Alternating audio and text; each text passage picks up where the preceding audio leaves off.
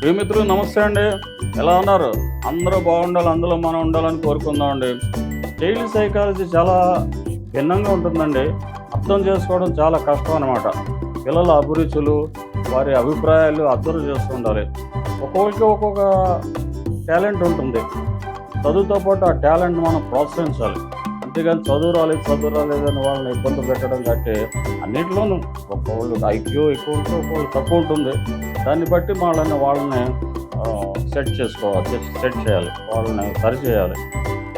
వాళ్ళ talent improve చేస్తూనే చదువులో కూడా దృష్టి పెట్టించాలి, సున్నితంగా చెప్పాలి. అలా అంతేగాని మన అభిప్రాయాల్ని వారి మీద బలవంతంగా రుద్దకూడదు. ఎందుకంటే పిల్లలు ఒత్తిడికి గురవుతారండి. దాంతో మొండిగా తయారవుతారు. వారిని చాలా సున్నితంగా ట్యాకిల్ చేయాల్సిన అవసరం ఉంటుంది. మరిన్ని వివరాల కోసం ఈ వీడియోకి నెక్స్ట్ పార్ట్ చూడండి.